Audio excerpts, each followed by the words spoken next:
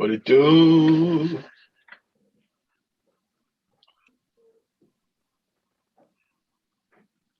All right, I'm posting the link in the chat. Make sure you're posting them everywhere. Bing. Bow. Bow. Bow.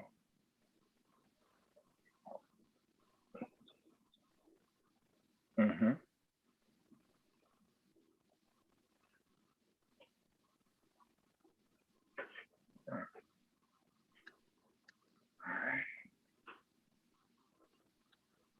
All right. Oh, we have a new contestant. Right at the time of recording, the man, the myth, he's connecting his audio. Shit. Uh-oh. Hey! Oh. What's good, baby? All right, let's go. All right, everybody, welcome to a new episode of FIYAfilmz. I'm your host, LK, the God, the deity, the mogul. When you see me, put your fire signs up. As you can see, we have Fire Squad merch going on right now. You see the Fire Squad Mafia members have the merch on right now, as you can see, but we have the Batman shirt too, everybody. Welcome to FIYAfilmz. Like I said, I'm your host. I'm here with some good friends of mine. I'm here with Steve Jizzle, live from Liberty Sizzle. Puffco Poppy. What are we puffing on today? We was puffing on some dry sip hash rosin from True Leaf, but honestly, like I said, it's the first day I've been back and not incapacitated. I've had like a 102 fever for the last like 3 days. So like your boy's been like half dead, making sure I didn't have the Florida plague. So now that I'm like back, it's good to like be back on my feet and not completely incapacitated. It feels nice. Yes, we are so happy to have you for the actual bonfire where we do X-Men Apocalypse. I was really trying to kill me. All me. right. Also, we have Big Bub. Bubsy, what's good, man? How you feeling? Hey! Got a piece of pie. I'm pretty good. Okay, that's good. We also have B-Mac with the Osiris tattoos. How you feeling? How'd you like the movie? Loved it. I'm feeling great. Feeling great? Feeling lovely? Okay. For once. Also, we have da da da da da da da da.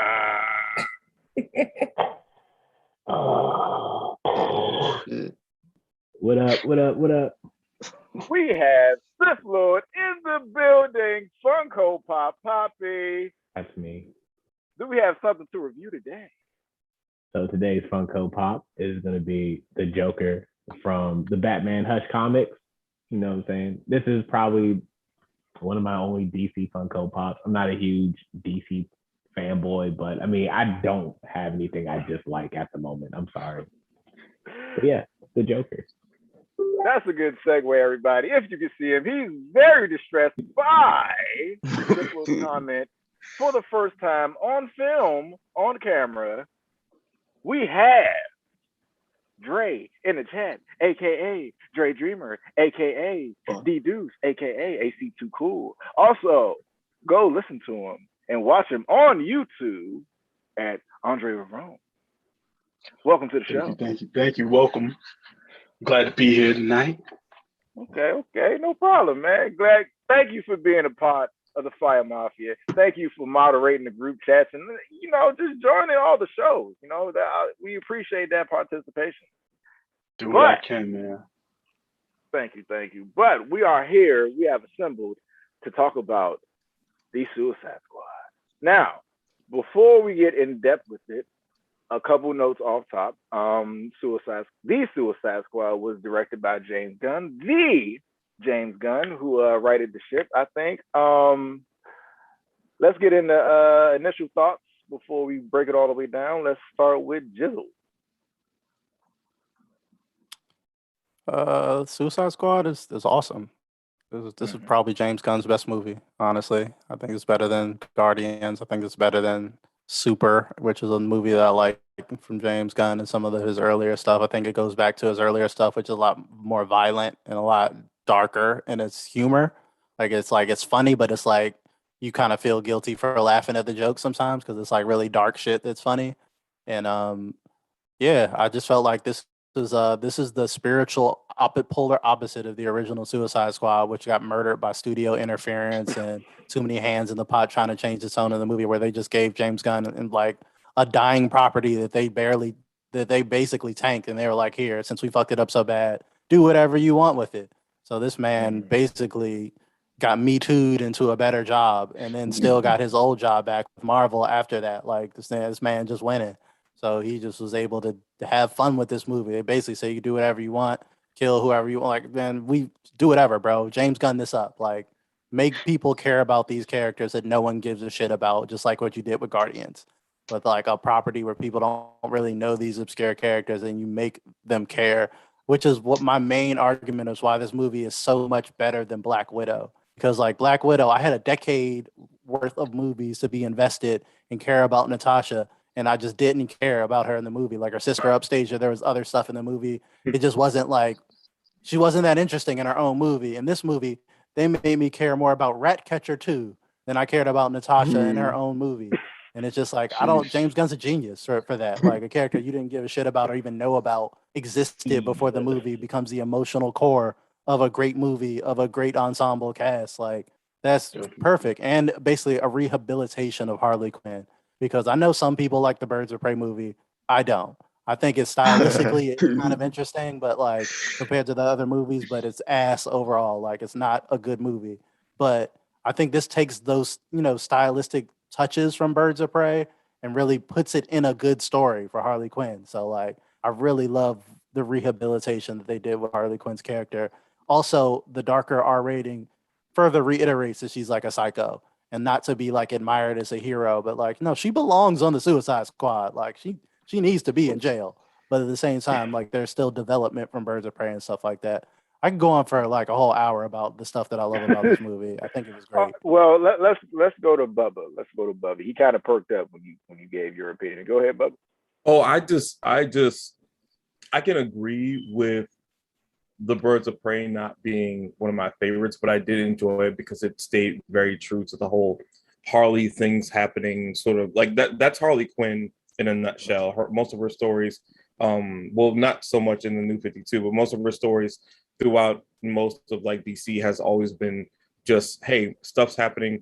Harley's doing stuff around that stuff or in that stuff, getting into like that's her whole thing. So I also really like that it was sort of a return to form for that style of Harley in this movie. It was really not focused around Harley, but every time she was on the screen, boy, did she steal it. I really appreciated Idris Elba's performance.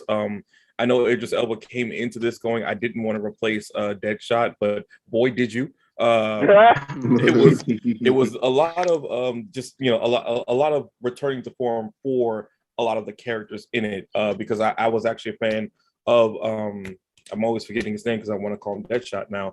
Bloodsport. I was a fan of Bloodsport before this, and I was just like, even better. Didn't know who Peacemaker was. To what CJ said, I looked him up after that, and I was like, man, this is actually pretty on par for his character. Kind of sad to see him go-ish. I don't know if it's like a spoiler cast at all. But yeah, there was a lot of characters that I loved. The comedy was probably, and for me, comedy is paramount in a movie, and that's probably why I did like the Harley Quinn series, because there was always a good amount of comedy there, even though it was unbalanced at times. This was a perfect balance of comedy that doesn't bust your gut, but you really are entertained by.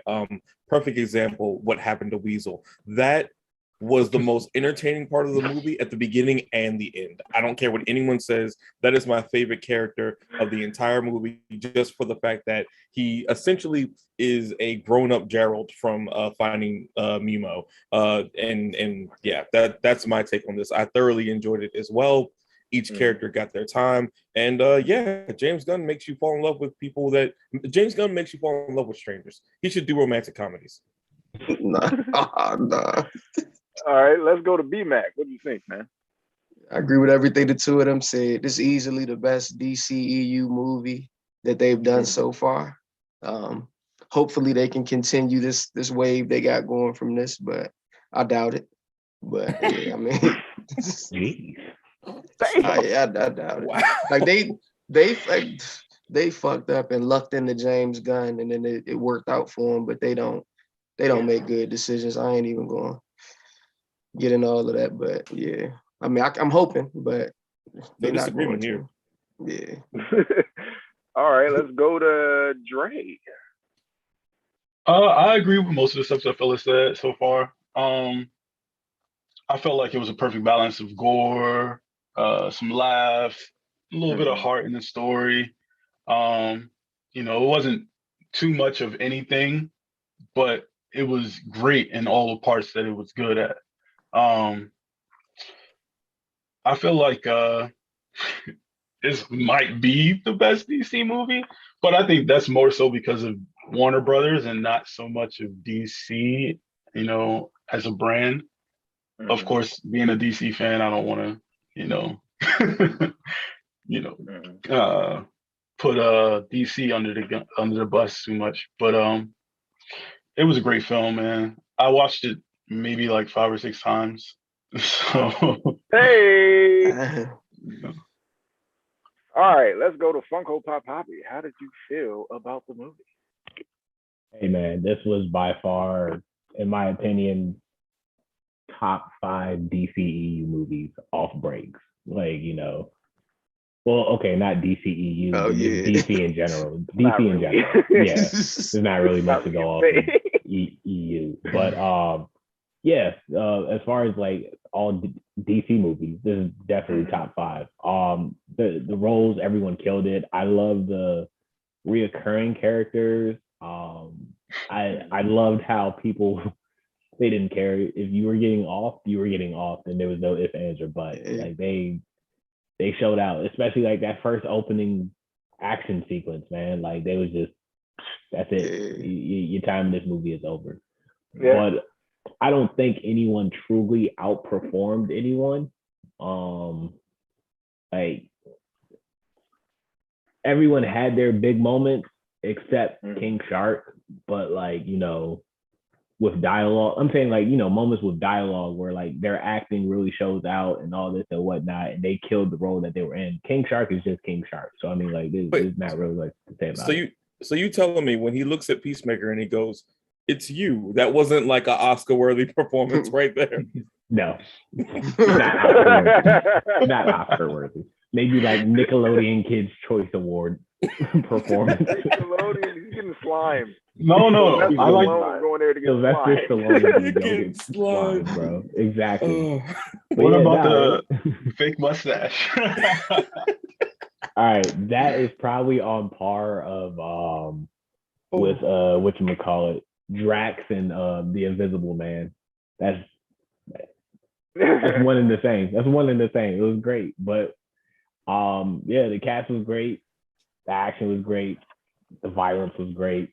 I didn't have a problem with the plot. It was really simple. It got to where it needed to go. It didn't give you anything like extra. You can piece everything together. It was quick. It was simple. Like this was like grade A movie making right here. All right.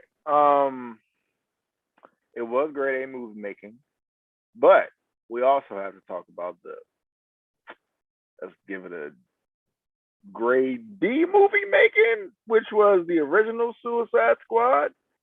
How was this one different in certain ways? Good. Essentially, that's a bucket. That's a bucket, CJ. That's a bucket. I want to jump to say that the cinematography was so much better in this film than it was in the other film. The other film had like a weird filter over like a lot of the film. So I appreciate a lot of the shots that, James Gunn was able to direct, because it's like some things I've never seen in movies before, If I can point out some scenes, it'll be like that white light scene where it was storming and raining, whatever, and they just kind of like emerged from the fog. And then also, I really like that helmet reflection shot, because that was kind of just like, who would do this, Yeah. And also, they took these, I don't know, I would say like D or C rank DC characters and just like Nah, made them D. look like stars. So I feel like they didn't do too much of that in the first movie, from what I remember. Um, you know, all like none of the characters really had any backstory. They just kind of like threw them out there. It was kind of weird. The But in Joker this was in it one, for no reason, really. Yep. I definitely appreciated really, that gangster Jared Leto Joker was nowhere to be found here, or even actually referenced. Maybe he was not even alluded to. mentioned. Yeah, he No. might He have been was alluded mentioned. to. Yeah, he was He mentioned. was mentioned. When okay, everybody, we're spoiling it. When Harvey yeah. spoke the Mexican dude, she said, I always vowed to, if I get an evil boyfriend, to kill him before he does something. Whatever the fuck she said, but Does that's that the count as a only mention? kind of reference. I Reference, don't think yeah. so. What I feel other like- bad boyfriend could she be talking about? You got a point. You got a point. Yeah. You're not going to talk about the dude from your block. No, you're going to talk about the psychotic dude with the grill and tattoos that says "ha ha" everywhere and damage. The one that made her like that. She's not talking about Eric that pushed her in the sand in 6th grade. Right, Like, not him. Yeah. Not the guy that stole your pencil.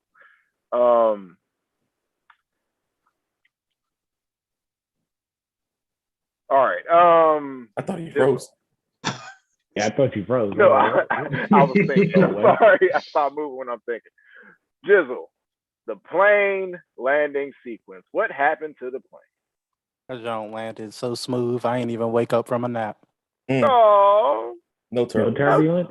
None. that is the best fucking. That is the best review, CJ. That is a glove because I've seen him give some horrible reviews. Like this movie was shit. Throw it in the I grass. don't, I don't give out these high ratings lightly, but like I said, I watched it twice, and like I said, it was fucking good. Like it's a good film. It's deeper than it appears. Like I said, as was mentioned before, the cinematography is really good. Like the acting is really good, even from someone like John Cena, who's not known always for his strong acting. But like he's got the chops. He shows got the ability. That's why he's got that Peacemaker show coming apparently. So there's more there to be seen. Like this is just good all around, man. Like I think this is up there with I would say top 3 DC movies that they've made in the modern era.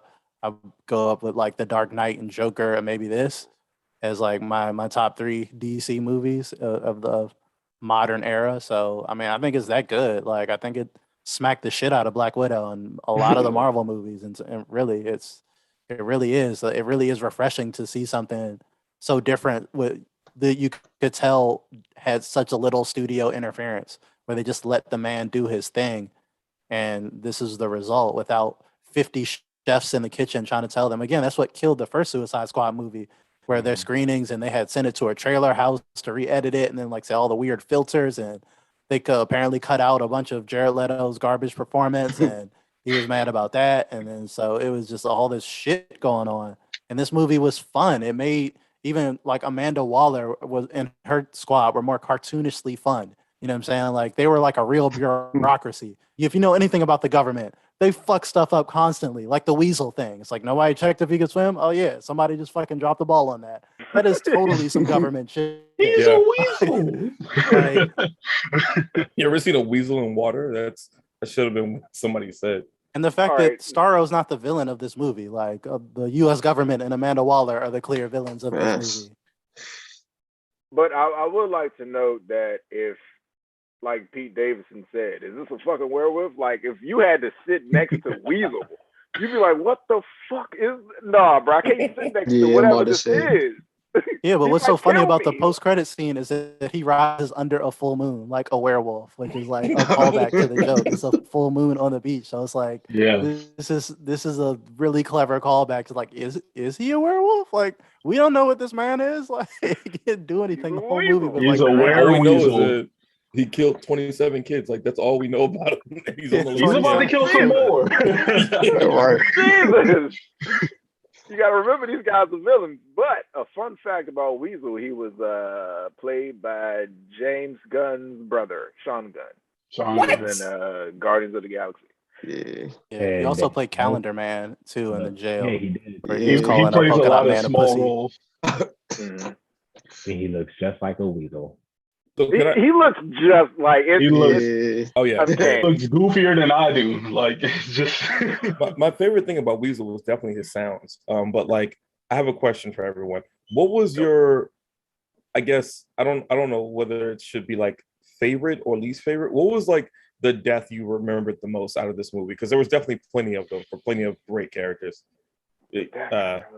I guess the man with his hand up. Are we doing that? Yeah, yeah, Okay. yeah. I just want to say this. Yep, what? We all know who it was. I know who it was for me. It was Milton. It was so Yeah. hurt. Oh my goodness. I was so hurt. Yeah. I was like, bro. First of all, Fuck is Milton went in that fucking Tower of Doom, guns blazing with no guns. I'm telling you, dog. He was in the action. Like he was right there behind Harley in Bloodsport. Like He had a bag with. Yeah. and they Bag took of his bombs. gun. They took his gun. It was like, oh, I thought he was gonna stay he by grabbed the the van. shotgun. They No, took bro. it. Yep. Exactly, bro. He was there, and I wish he would have made it. Like, you know what I'm saying? That was by far the saddest death in the entire movie. It Now, as far as, wasn't like, sad. like He was now, why as far I as the watched it main twice. cast, it was Polka Dot Man. Polka Yeah. Dot Man, yeah. Yeah, it was Polka Dot Man. But I will fight back on you on the Milton thing because that right there was one of my favorite scenes because you have to remember these guys are villains. They are villains. Like they like who Milton? Who the fuck is Milton? Milton is Who NPC of the year. like he was a random like who is this guy? Uber driver of the year, bro. He gets a like 10-star Facts. review, dog. He drove them everywhere and ended up and like dog. Yeah, he for this ran shit. in there with them. He could have stayed by the van. That is hilarious because James Gunn, he just did that. Like, yeah, we're gonna have felt him offended. here. Then we're gonna be like, oh, who the fuck was that guy? I felt That was legitimately smart. offended. Yeah. That was something that made me watch the movie twice because when he said he was with us the whole time, I felt bad because I didn't notice it. So I was like, wait, what? I know. I saw him the That's entire so time. brilliant. No, I saw him the entire time. I was Yeah, like, I bro, like- The whole time. I was like, Milton's in here. Why doesn't he have a gun? Like, why didn't he stay with the van? So I thought I was They the took only his one. shotgun. Like, what? Yeah. Milton, respect, bro. Who's the guy who played him? I don't know. Julio Cesar Ruiz. Julio MVP. Cesar. You're Shout MVP, out bro. to Julio Cesar. He didn't have a line. I could have been Julio Cesar. I could have did that. Just walk around smoking a J. You know, yeah. Fire Squad. What? All right. Now we have a segment that we call "Keep the Lights On," and "Keep the Lights On," we talk about the top performer, the guy who performed the best, or gal, the best actor, gave the best performance. Who do you guys have for KTLO? Keep the lights on. Milton. I'm playing. It's not Milton. For me, it's I would have to go It's a hard one. Peacemaker. Sorry, I'm actually with you on that. Peacemaker. Yeah, I'm with Here's you why. on Peacemaker. Here's why. Couple points about Peacemaker. He first off, this is John Cena, another wrestler turned actor that's actually good. So I got to give you credit for that. And he's good. Come on, This is was not his his best. No, this was his best movie. His only good. No, movie. I'm not saying that. His only this good is movie, definitely bro. his best movie. His only good movie. I take that back. I take back best. It's Only the good Blockers. movie. Blockers was a good movie. He was funny in that. Okay. You gonna sit here and lie? Like that was a I good didn't movie. watch that. Not only that was a funny movie. Come on now. Not only that, he also kind of had to open up his own franchise with this, like Jonathan Majors did. You had to open up your own franchise, and that he could have damned his shit, or he could have made it better. I think he made it better. I want to see Peacemaker now. I want to learn more. I don't know if we're gonna go forward in the future, in the present, or we're gonna go in the past. But I liked it, and I like his chemistry with Idris Elba when they was running through the jungle just shooting people. That was hilarious. Oh god, That was fucking hilarious. one of the best moments when freaking Bloodsport goes, nobody likes to show off, and Peacemaker is like, unless what they do is dope as fuck. And then my man just goes, damn, that's true. One of the funniest lines in the entire movie because it's accurate. It's literally accurate. Mm-hmm. The comedy in this was hilarious, dog. Yeah. Like that's who kept the lights on for me. It's a combo of both Bloodsport and Peacemaker. Like they both, their interactions were just, it was perfect. You didn't expect it to be as funny as it was, dog. And you're just like, bro, like what? Who scripted this? These guys are geniuses. Or even if it wasn't scripted and all this was like, you know, just came out of nowhere, like ad-libs and stuff, it was still great. Like they really outperformed the entire movie. Like, I'm sorry, like Harley Quinn, she was cool too when she was on screen, but her performance to me wasn't as effective as both Bloodsport and Peacemaker, like combined together.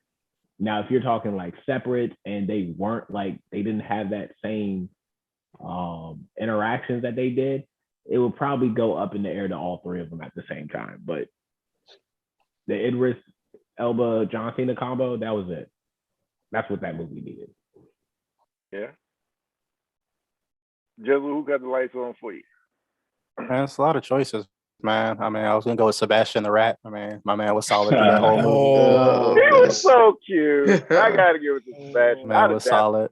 I'm definitely a fan of the King Attitude, Shark too. drink. Like just having what is it? Stallone's voice behind him is just a hilarious ass choice. And him reading a book upside down, or just like, yeah, just yeah, King Shark's fucking hilarious. But I have to say, for real, it was Ratcatcher too. Like I think she's the emotional core of the movie, and then I think the line with Taika Waititi playing Ratcatcher 1 was really the whole emotional theme of the entire movie.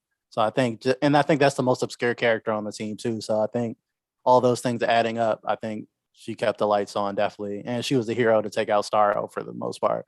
Like you put her in New York City, she's unstoppable.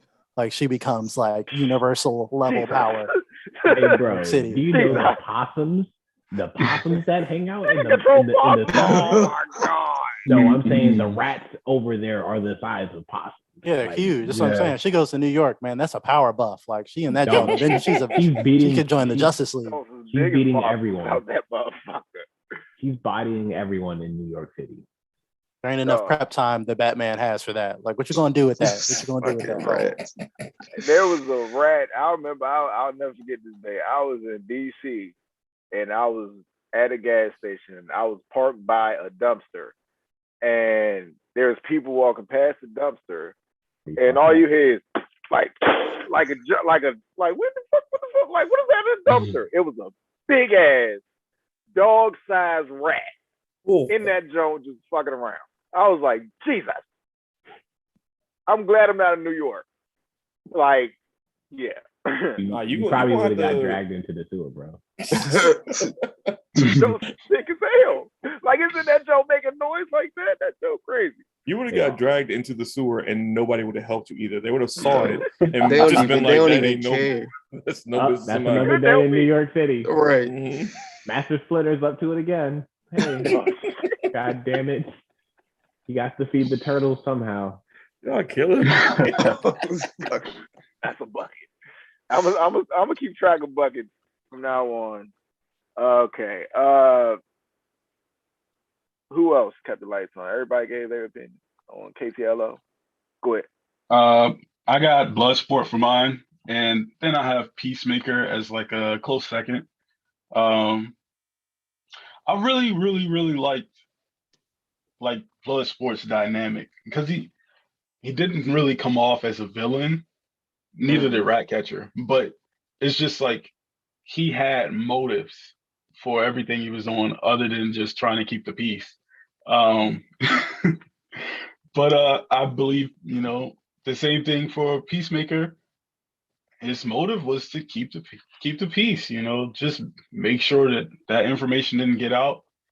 He was willing to do anything that he needed to do, including do a Mortal Kombat style fatality on Rick Flag to make sure that file didn't get out. So definitely think Bloodsport and Peacemaker landed the plane. I mean, kept the lights Kept on. the lights on. Yeah. Okay. Did I get everybody? Did you give yours, KB? B-Mac? Nah, mine, I ain't even gonna lie. Like I was thinking about Weasel the whole movie. All of that was happening. Like we go back to like like going back, like that was my worst death, and I literally just thought about Weasel the whole movie. And then at the end they gave you him coming back, and that just It brightened your spirit. yes. The fact that they brought him back like that, like all of my waiting was warranted. Like And not to jump to something else, you bring up another good point that I really loved about the movie. There was a lot of callbacks. I was so entertained and interested because there were so many things that when they presented it, it didn't really let your attention go. Like the second Harley grabbed that javelin, I was like, every time she lost it, I'm like, is she gonna get it back? Is she gonna get it back? Yeah, Is she gonna get it for back? real. When is she gonna use it? Yeah, when is she gonna use it? When is like what's gonna happen with the javelin? I think she had 3 times where it just like disappeared, and then she just found it again somehow.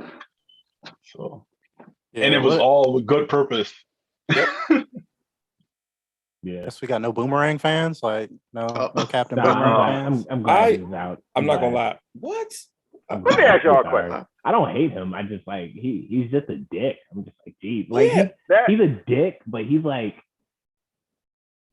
those unnecessary dickish dicks. Like, you don't need to be this dick like, but you're the Australian anyway, and that's pissing me off. Unnecessarily dickish dicks.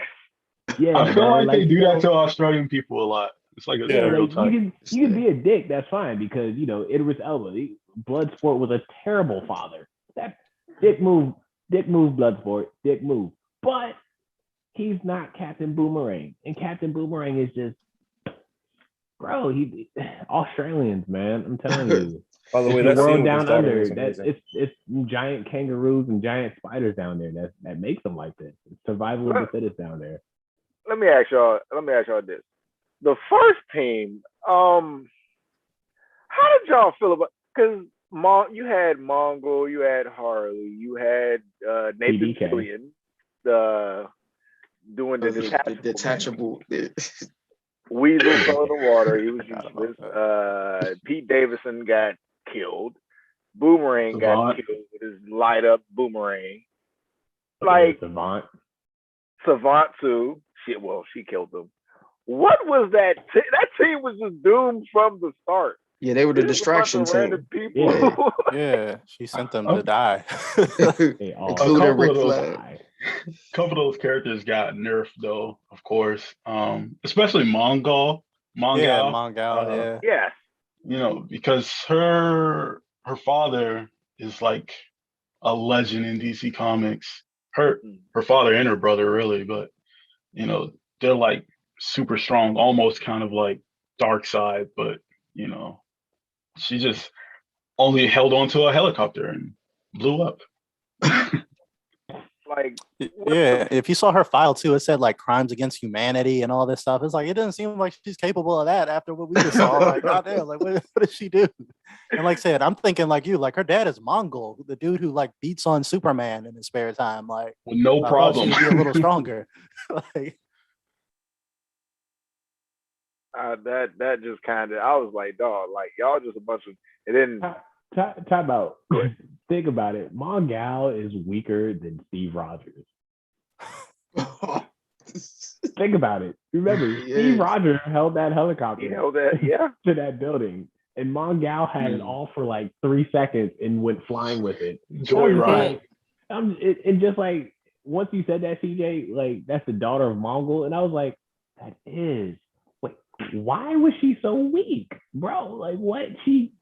The helicopter said, you're coming with me, bro. You're coming with me, bro. And apparently she could be killed by fire. Like, I don't think Mongol's gonna burn in a fire, but Mongal's got wrecked by that fire. No, because Mongol in TV shows and like some of the comics, like he survives, the heat ray vision. So it's weird, but they needed I'm some pretty. cannon fodder. Yes, yes. Plot devices. Yes, they needed plot Yeah. devices. All right, what else we got?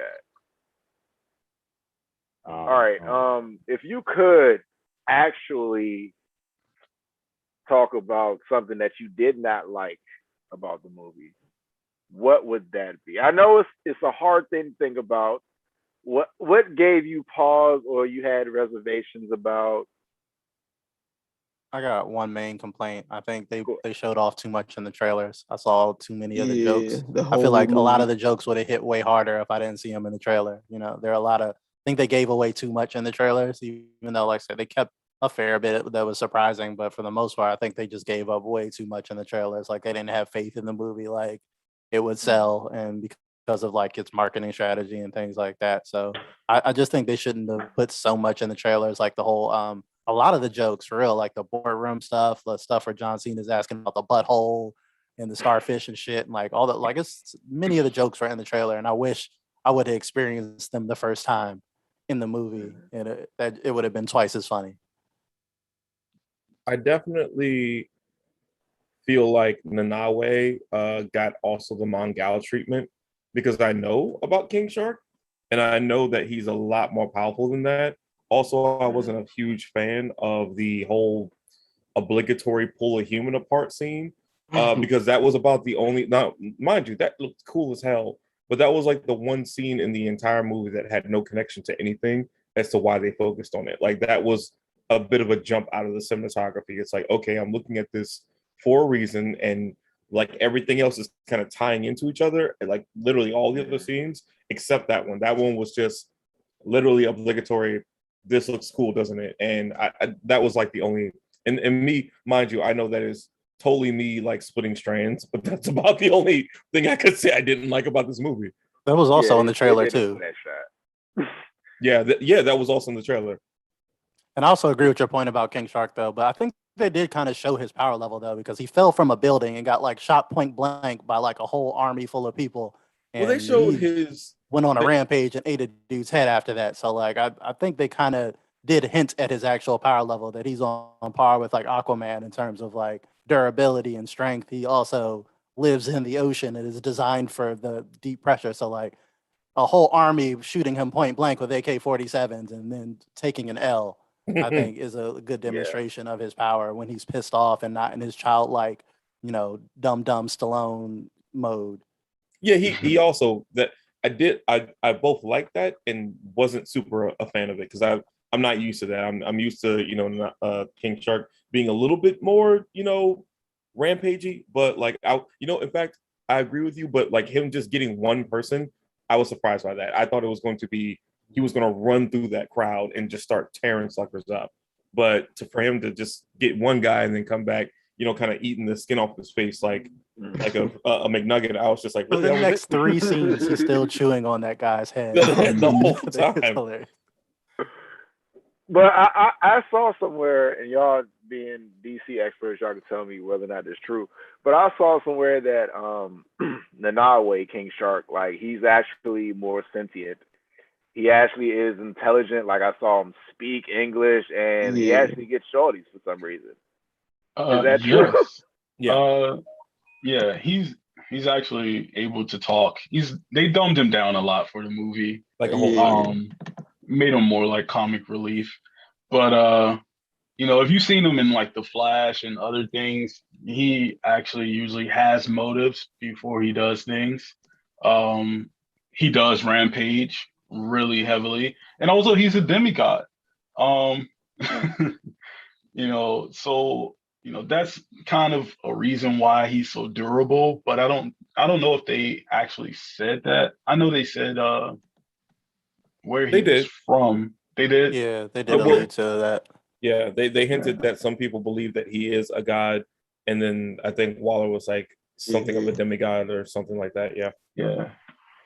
Yeah, yeah, I think he's my favorite version of King Shark is the Harley Quinn animated series, King Shark, Oh, voiced yeah. by Ron Ron Funches? Oh, Funches. I yeah. think that is just a fucking hilarious take. But yeah, I think it depends on the writer in the show. King Shark has had various levels of power and intelligence and a design going back between a regular shark and a hammerhead shark. Even James Gunn even said like we didn't make him a hammerhead shark for like logistical reasons of like how the actors are gonna have to look up at the Steve, the mocap and things like that. But there are a lot of instances where he's actually a hammerhead shark. So they were just like, he's just gonna be a regular shark for simplicity. But yeah, the writers have taken great liberty with King Shark in terms of like how intelligent is he? Can he like talk a little bit? Like is he like just a dude in a shark body? Yeah, I've seen The Flash did a version. Yeah, I remember that of King Shark before that show was completely unwatchable. And yeah, he's going to be in the new Suicide Squad game whenever that drops. The one that they're going to drop, I believe. So should be good. Like I think I'll get it. overall they did a good job of it, but I can definitely see the complaints of like how inconsistent King Shark is across all of his depictions. Like if you read like the Aquaman books and the Suicide Squad book, Yeah. like vastly different depictions. The writers are just doing whatever. Oh, I do have one more technical complaint.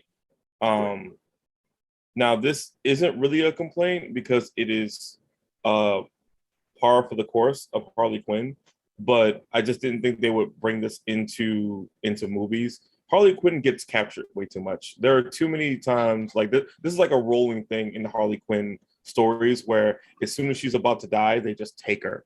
And people who literally want to kill her or hate her so much, they're just like, well, I'm just going to capture you now and take you to somewhere and essentially torture you a little bit and give you some time to escape. And then you do your thing. For me, that was an issue only because I'm a DC fan, and that is a Harley trope that literally constantly happens. I mean, it happens to Batman. That's a DC trope. It's like if you're a character that we don't want to kill, as soon as you are, overwhelmed and you should die here, you either have Deus Ex Machina levels of like miracles happening, or it's capture, wait till they get free and do what they got to do. So I wasn't a huge fan of that, but boy, that fight scene after she got loose, it was that was a masterpiece by itself. That I wish I was doing LSD for that. Okay. Any other gripes? For me, the villain, like I liked it, but at the same time, like I wish it was somebody else or something else. It's like nobody even mentioned Starro to this point. This whole hour we've been talking, and yeah, he was the least memorable thing for me in the movie. Less memorable than Weasel. Yeah. Wow. I have some Starro questions. First off, to my understanding, that you're supposed to live after you have a Starro minion Yes. attached to your face. Yeah, so they're not like face huggers like they show them in this movie. They really just like take the mind and kind of like incapacitate you while he's doing this little mind stealing thing or whatever. So it was very interesting that they chose to use him as like a parasitic type of thing where he'll keep the host body alive even though they're like well dead, because all of those people in that chamber, it was kind of crazy. That was very creepy. But not Starro. It was like that Rick and Morty episode. There definitely is a Rick and Morty episode about that.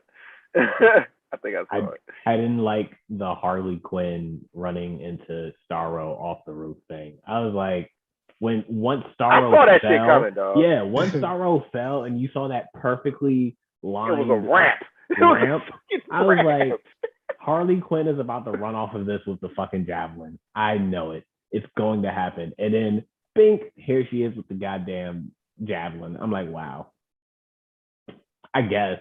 I mean, it was also creepy too that she was in Starro's eyeball and like the rats were in there like going to town. That when was she wild. went in, did you expect her to go in like a pool? Like No. that was weird. Yeah, I Well, felt that's an like eyeball, when you know? I felt when she like pierced through it and was in, like everything would have just like fell, like came out of the hole and like it would have been a dry ass eyeball. It's anatomically correct. Like, isn't that how? Oh, Yeah, isn't that how things work? Like, once you like break open, that skin doesn't. I don't know, man. That's like I don't know. I never stabbed making anybody my in the eyes eye. hurt. I failed science, so I mean that's not me. Okay. And Amanda It's Waller the interdimensional fish. And Amanda Waller being a douchebag was also like, but that's her. But like, yeah, that's her. This is the douchiest I've ever seen Amanda Waller be, though. Yeah, But, it was really. But that's more true to her character, though. Yeah, Yeah. I feel like she's always awful. Like she's awful. Yeah. Well, I'm just saying, like in movies, in the DC universe so far, this is the douchiest I've ever seen her be. To the point where she is like, literally, no, let this whole town die. The government or the Justice League will handle it. You come back, and if you don't, I will kill you if you do a good thing. This is the most douchiest I've ever seen her be. She killed But a whole room of her feel- like subordinates in the first movie. Yeah, It's like clap them all. Like Yeah, that's clapped her everybody. subordinates. I'm not gonna lie to you. Like if I'm a douche to people working for me, and I know I'm a douche, they're working for a douche. My soul's not gonna burn if I kill those people. This is a whole island of people getting conquered that are literally innocent. That this woman is just like, somebody else will handle it. Like that is literally the argument. That is like literally the attitude of the U.S. government and the people that make decisions. Like, true. I think it's like the most accurate part of the movie is her having that reaction. Honestly, that's the most without a doubt, realistic shit. It's just the most I've seen in a movie so far. I just didn't think that they would go that far with her, especially since she is way worse in comics. Like way worse. You think they killed off Savant the way they did just to reiterate the fact of the chips in the back of their minds? I mean, the back of their brains. Yeah. I didn't Yeah, that's like that exactly either. what he was there for. Did they show Somebody that in had the to first movie? Yeah. What's Yep. his name? Yeah, Slipknot. Slipknot. Yeah. the rope guy. Yeah. The reason he was remember. there was to get popped. Yep. Just like this Yep. one. He pulled Plot up devices. and was like, I'm out of here, and then died. Same as Savant. Savant was like, everyone's dying. I'm gonna cry and run away. And his head got blown up. You rather At get least he shot killed a or your bird. head blown up. At least he killed a bird that, whatever, I guess a family member or something came back to nibble on him after his head got Yeah, that blown was up. kind of weird. Too. I was like, Well, It if was I when he had to talked. pick a moment that I hated the most, that probably would have been the moment, because Savant literally watched everybody else get fried, and you want him to go. You have to go. What you mean? What do you mean? They don't even know All right. what my powers are So- yet. Yeah, no display of powers. But Amanda Waller, that's her thing. Like she's also a villain. She's not like a anti-hero or anything of the sort. She's a villain leading a team of villains, to complete this mission. She doesn't care what's getting sacrificed because, of course, these people's lives mean nothing to her, of course. So, I think they portrayed her very well. And, Savant was just another body on the list. He was going to die either way. Friends, I forgot his name. Definitely one of James Gunn's friends. He's always in his movies. Michael Rooker. That's his name. Yeah, one of James Gunn's. Burl. All right. Sorry, I heard that. It was funny. We did ratings. Let's get ratings. We doing ratings, KB? all right. So I'm gonna give this movie, Suicide Squad, a 9 out of 10. 9 out of 10. 9 out of 10. I give it deserved it for like how we covered literally everything: the comedy, the action, the death sequences. Yeah, this was like CJ said earlier. This is definitely top 3. I take back my top 5, and I'm now saying that this is top 3 DC movies. What the hell are the? What else? I was thinking the DC same movies thing. do they have? Joker and Dark Knight. The Dark Knight, yeah. Yeah, the second one. Yeah, Dark That's Knight. all. Okay, that's it. Basically. That's it. That's pretty Is much it? it. This movie gets 9 flames out of 10 flames. Yeah, it might be the low expectations because of the first movie, and also the fact that I already had an HBO Max account, so like it was free for me to watch this movie, which is also dope, but also awful for its box office numbers. But They still made a it's- killing from it. 9 out of 10 for me. Like I said, that's 9 out of 10. I enjoyed this far more, like twice as much as I enjoyed Black Widow, basically. And they had the nerve to try to charge you $30 to watch Black Widow at home. So they're smoking that That's good shit. But yeah, this is yeah. I don't remember the last DC movie I enjoyed this much. Like, yeah, maybe Joker. And Joker wasn't a fun movie. It's a good movie, but it's like a dark, moody movie. It's Mhm. not like, oh, I had a lot of fun watching Joker. It's a weird flex, but Very this one dark. I actually just had a lot of fucking fun watching. Like, it was just a blast. And as we alluded to before, it's also super well made. And even beyond the shallow, toilet humor, there's also depth and heart in the movie. And it's also like themes that, tie around to each other and great character depth. They set up another whole goddamn HBO Max series that I wasn't interested in the slightest until I saw this movie. And now I'm totally with it. I'm like, you know Man. what? I could see what's up with John Cena and Peacemaker. What's up? So I think they succeeded on all fronts, and to erase the bad taste that 2016 Suicide Squad had in everyone's mouth. So 9 out of 10. James Gunn's a genius for being able to write that ship and to be able to do what the first movie tried to do and fail, which is take D-list to fucking Q-list DC characters and villains and make you care about them, make them interesting. All right. I'm gonna go with a Other nine and a ratings? half. 9.5. With a nine and Uh-oh, a half. 10.5. 9.5. I really don't. I don't have too many things to take away to say that it was bad. The CGI was good. Um, Impressive to be honest, because they had quite a bit of CGI characters in here.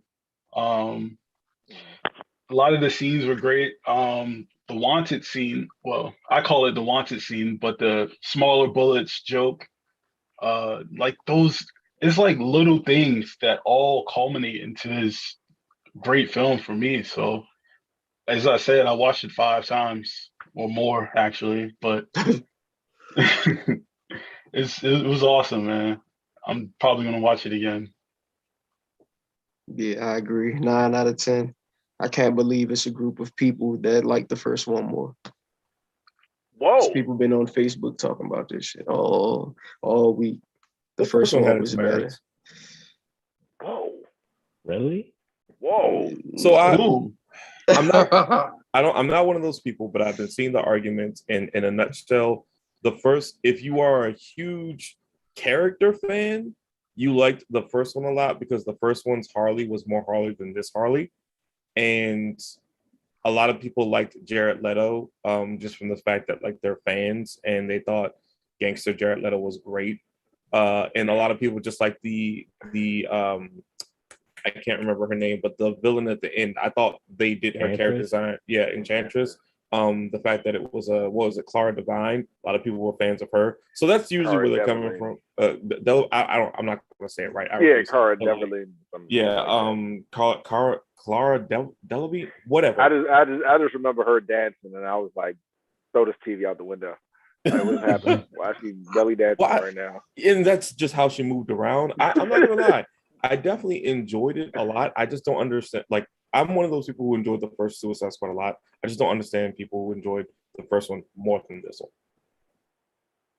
Now, Bubba, I will remind you of how I always talk about when actors they try to do too much or they try to make it their own. And Jared Leto, like, I don't know who told him that depiction of Joker was going to work, but it didn't. It's like you're doing a caricature of what you think Joker is. Like, when we didn't even get any gangster out of you besides the grill.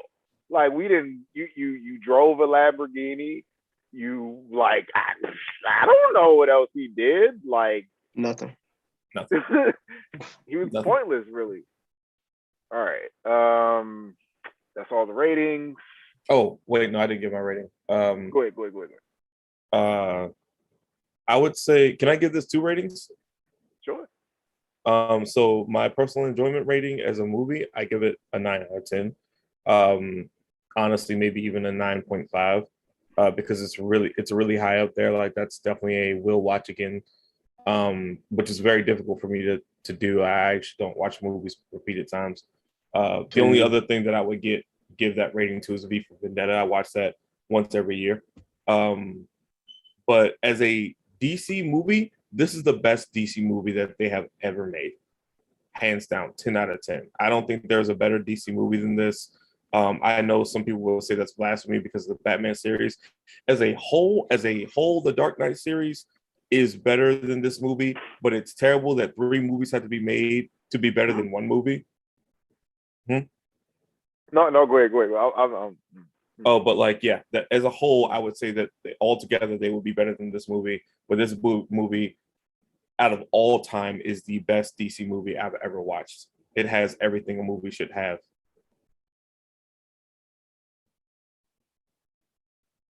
Well, my top DC, it would have to change because I definitely got Shazam in there. I watched that a couple times. It's a great movie. This and I like Shazam.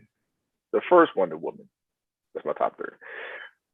Don't look at me like that, CJ. I said Wonder Woman. I didn't say Wonder Woman 1984. I said the Wonder Woman 1, the first one.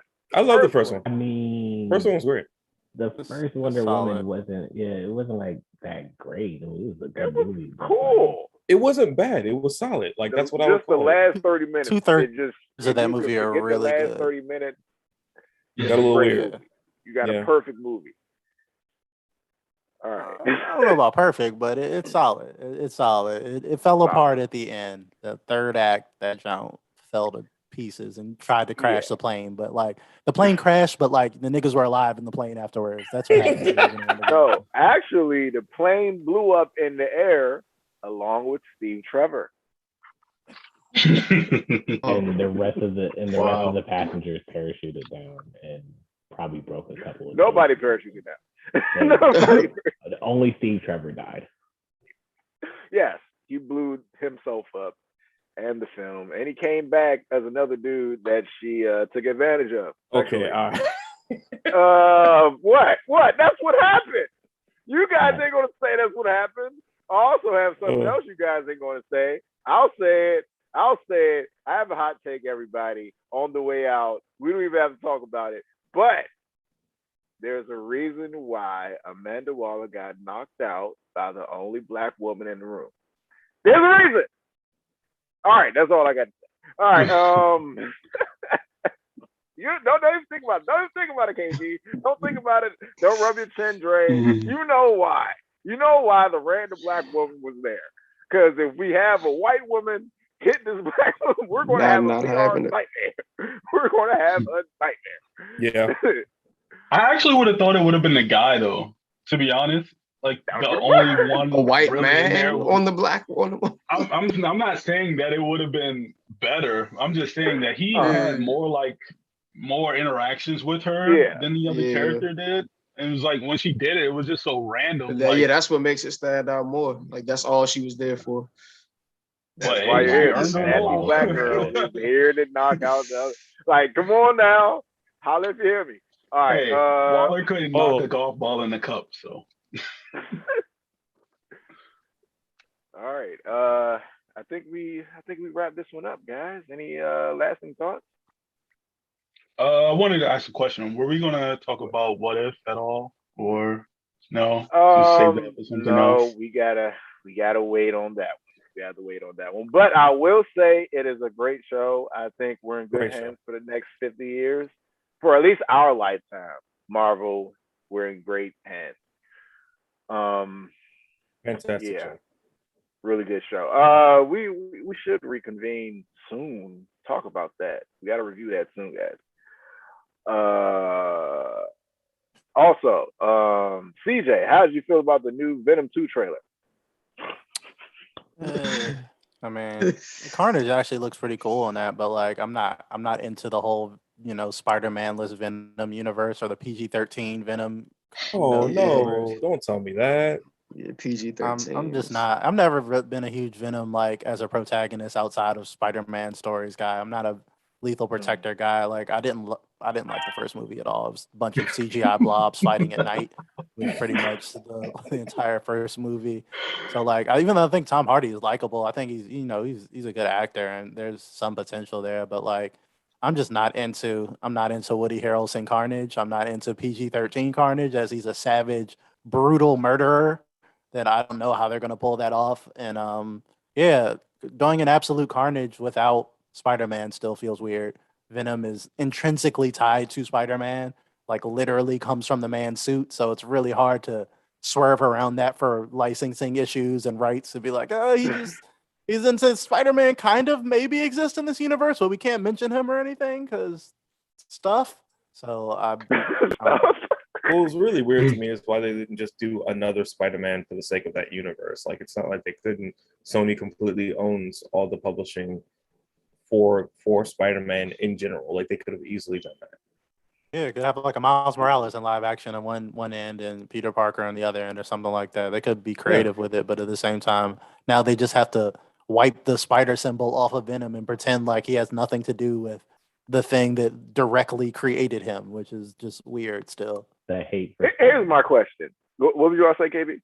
the hate for Spider-Man. That's literally Venom. Like, Yeah. Venom, the symbiote hates Spider-Man, and Brock hates Peter. Like, it's that. That's what I'm that saying. tie. That's what I was about Like, to say. It's that tie, and it's like, how do you just come out of nowhere and rewrite that? Like, now, Fuck Peter. that's Not to probably one of mention- the only things I didn't really like about Venom in general. Like, the connection that you have between Venom and Spider-Man itself was that was their main purpose of that entire, like, Mm-hmm. thing going on, and that's the one thing that connects them, and you took that away to do what? Like, just make him just some guy who came into contact with a symbiote. Like, that's it. That was all. And now you're fighting another evil symbiote from the same place, and it's just like, that's your villain. Like, you know what I'm saying? Like, and now they're bringing in Carnage, and you're just. Mm-hmm. I'm not saying I don't have high expectations for this, but like, I don't have a high expectation. Yeah, it's almost- so in. Oh, go ahead. I was gonna say Go ahead. you almost don't want to have high expectations for it because it just doesn't feel like Spider-Man at all, So I don't even think they talk about New York City in the whole. Well, I mean, I get it's not supposed to be Spider-Man, but it's like, still, like, you could have had, like, oh, he moved to Cali with Venom to start new and like kill people over there or something like that. Something ridiculous could have been set aside for that, and that would have been fine, as long as that connection between Venom and Spider-Man still existed. But it's like, it doesn't. Yeah. What I was about to say, well, a couple things there. I just noticed, which was Venom never web swings, like, ever. Yeah, it's iconic stuff that he's supposed to do that is connected to Spider-Man. Like, no webs. All he does is eat people off screen Jump. because it's PG-13, and they can't even show him do that. Jump and shit. And like KB said, like, what I'm interested to see if this does go anywhere, and if this is like a franchise building, and this is like the second movie, your second run, or whatever the fuck. We have Carnage. Okay, cool. So you still have Spider-Man in-house on your label on Sony. So you have to fucking converge them eventually. But like KB said, they're supposed to hate each other. And I don't really, me being a Venom fan myself, I don't really want to see Venom and fucking Peter swinging around. Like, we're best friends, let's swing around. No, like, who wants to see that? Well, it's not. And It's not even that. Not to cut you off, but like, it's not even that they're best friends. It's this intrinsically for Carnage. The reason that they teamed up in the first place is because neither one of them is strong enough to beat Carnage alone.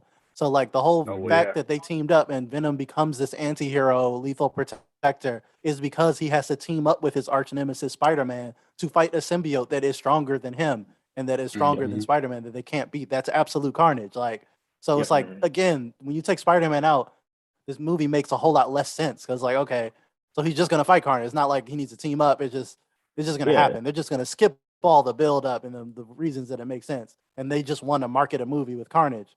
It can only go one of two ways: that Venom beats Carnage, which is like absolutely unrealistic. absurd. Yeah, or he doesn't beat Carnage, and they have another movie, and like some other stuff happens later on. There's only one or two outcomes. Like, because I doubt they introduced any other characters in that movie. Like they've already just said, hey, it's Venom and Carnage. So that's it.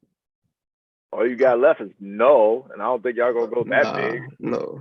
Oh, No, I really no. hope they don't do no. That's a I villain hate. level shit right there. That's a No. Thanos level villain They right gonna there. burn Yeah. this movie to the ground. They bring Nolan in. Watch it be a post-credit joke. They be like, oh, we got fucking Keanu Reeves. What's her name? What's her name's in that also? Shriek is in this movie too. Yeah. Ew. Really? I hope they don't treat Ew. somebody like Spider-Man and to help Venom beat one of. Oh my god. You can see it. You see it happening. You can already see. You got the plot ready because they dog. They're also. I'm still still excited for it, but they're mashing so many stories together while they're doing this too. Because like Shriek shouldn't even be around. And also where's Shriek without Phage and the others? So it's like, what are we doing here? Random characters. Random Sony. Random. They're giving Shriek the Mongal treatment. I think this is also reminding me a lot of the DCEU, where it's just like they try to improve it after the fact, but if you build on a shaky foundation and a shaky lore like of your first movie, it's hard to recover from that, even if you improve as you go along. Like you built the house on a shaky foundation of like no Spider-Man, all the PG-13 rating, all this shit that's uneven, and then you're gonna try to fix it later. But it's like you're building on a shit foundation. Like it's too late now, dog. Like all the little tweaks you're doing to try to fix it. The only way like, you can fix this is by introducing Spider-Man. KB. Reboot. I have an idea, KB. The way, listen, just listen. The way you make Venom hate Spider-Man is if you have Spider-Man fuck Eddie Brock's bitch. All right, everybody, that's all the time we have tonight. Wow. Well, that'll do it. You hate anybody over that. KB, do we have you? KB, you all right? All right, everybody. That is all the time we have tonight. I killed KB.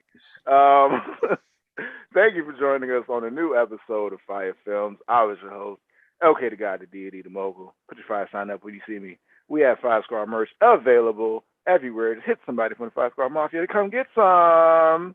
We have been here with C Jizzle, Laugh from Liberty Sizzle, Puffco Poppy. We also have Bubba, Ein Von Schnipp. We also have B Measy with the Fire Squad shirt on. Look at the merch. We have Sithwood, and for the first time on video, Dre the Dreamer, aka Dre in the chat. Go check his YouTube page out. He has a lot of poetry. Yes, Poetry Slam Jam. All right. Once again, thank you for joining us. And tell someone you love them. Gang. Gang. Good job, fellas.